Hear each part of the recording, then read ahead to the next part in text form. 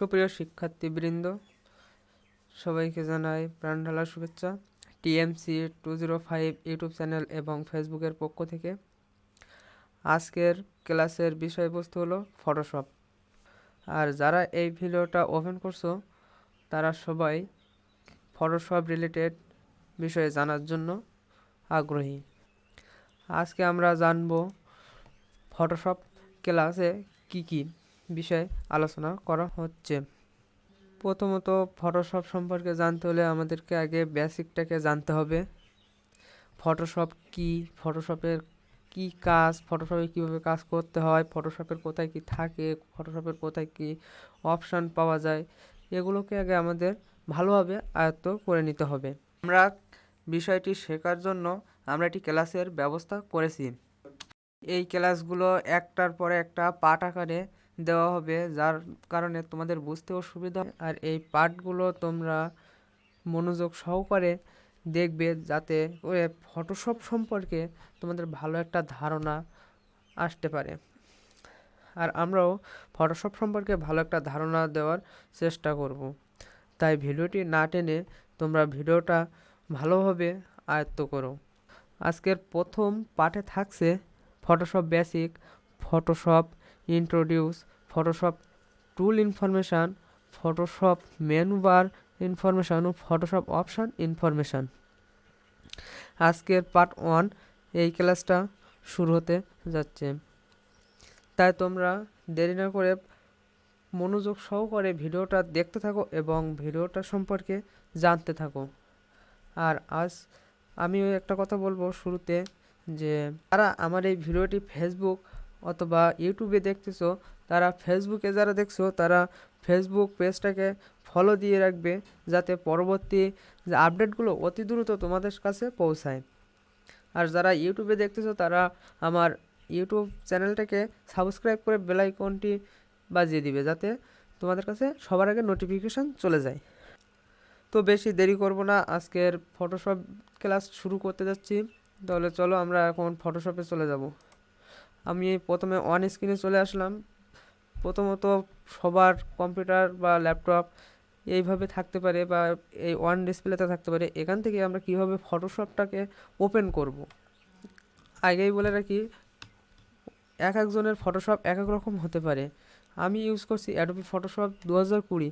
তোমরা CC 17 বা 15, 19, 20 এগুলো ইউজ করতে পারবে, কিন্তু বেসিক জিনিসটাই ফটোশপে সবারই একই। তো আমি প্রথমে স্টার বাটন প্রেস করে ফটোশপে চলে আসলাম, ফটোশপটাকে ওপেন করলাম। ফটোশপটা ওপেন করার সময় আমাদের সামনে এমন একটা থাম্বনেল চলে আসবে। আর যাদের ফটোশপ নিউ ভার্সন যেগুলো আছে তাদের প্রথমে ওপেন করলে এই ডায়লগ বক্সটি চলে আসবে। আমি যদি এখান থেকে একটা নিউ পেজ ক্রিয়েট করি, তাহলে আমাদের ক্রিয়েট নিউতে যেতে হবে।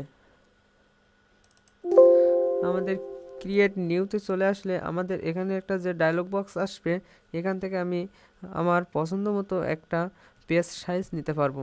আমি এখান থেকে ডিফল্ট ফটোশপ পেজ সাইজ নিয়ে নিলাম। প্রয়োজন মাফিক আমরা এখান থেকে যে মানে ওয়েট, তারপর হাইট, এখান থেকে আমরা নিজের মতো করে নিতে পারবো। আমরা এখানে রেজুলেশন 300 রাখছি, এখানে 72 রাখলেও সমস্যা নাই। 72 এখানে পিক্সেল আছে। এখান থেকে RGB কালার আমাকে আগে ডিসাইড করতে হবে আমি যে কী ধরনের কাজ করবো, আমি কি রিলেটেড কালার নিয়ে কাজ করব। কালার নেওয়ার আগে আমি তোমাদেরকে একটা জিনিস সাজেস্ট করব, যেটা হলো কোনো কিছু প্রিন্টের ক্ষেত্রে আমরা CMYK কালার নিব। আর যদি আমরা কোনো পিকচার নিয়ে কাজ করি বা কোনো ডিসপ্লে প্রেজেন্টেশনের জন্য কাজ করি, তখন RGB কালারটাই নেব। আমি RGB কালারটাই নিলাম, কেননা আমি ডেস্কটপে এখন করব। তারপর এখান থেকে আমরা পেজের এখান থেকে একটা নাম দিতে পারি, যেমন এখানে আমি দিচ্ছি নিউ ওয়ার্ক, WORK।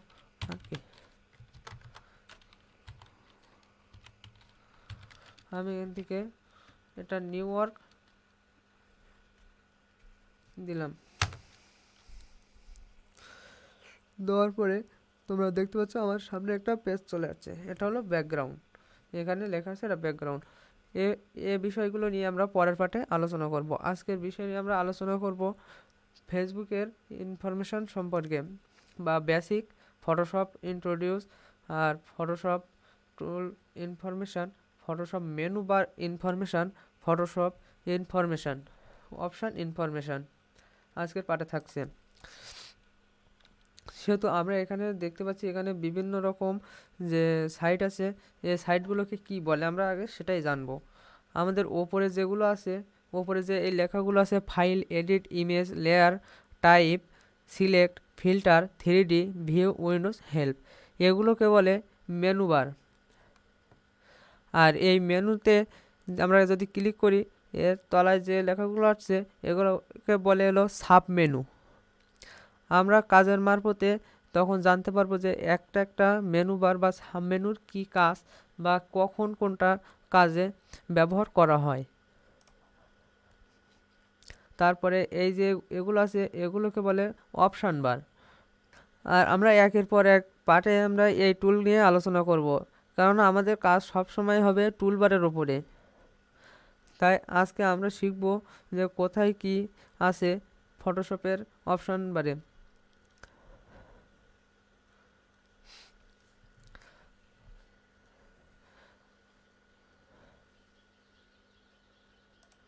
আমরা যদি এইখানে আসি, এই কর্নারে এসে যদি আমরা এই বাটনটা প্রেস করি, এই বাটনটা প্রেস করার সাথে সাথে আমাদের কিছু ডায়লগ চলে আসছে। এখান থেকে আমরা আমাদের ফটোশপটাকে কাস্টমাইজ করে নিতে পারি বিভিন্ন রকম কাজের মারফতে।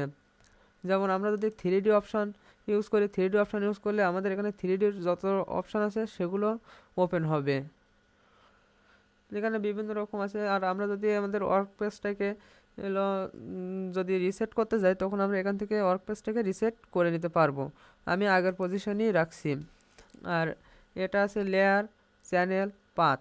আমাদের সবসময় যখন ফটোশপে কাজ করব তখন আমাদের দরকার হবে লেয়ার, কারণ আমাদের একটা লেয়ারটাকে লক করতে হবে, একটা লেয়ারটাকে ছাড়তে হবে, একটা লেয়ারের মানে লেয়ারের সবসময় লেয়ারের পরে লেয়ার কাজ করা হয়। তো আজকে আর ভিডিওটা বেশি বড় করব না। আমরা একের পর এক, যেমন এই এক একটা অপশানের এক একটা রকম কাজ, আমরা একটা অপশানের জন্য এক একটা পার্ট ভিডিও আমরা একের পর এক দিতে থাকবো।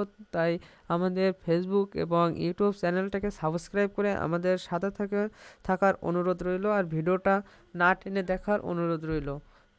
এই ভিডিওগুলো টেনে টেনে দেখলে কোনো কিছুই বোঝা যাবে না যে কোথায় কি কাজ হচ্ছে। তাই ভিডিওটি না টেনে দেখার অনুরোধ রইল। ধন্যবাদ।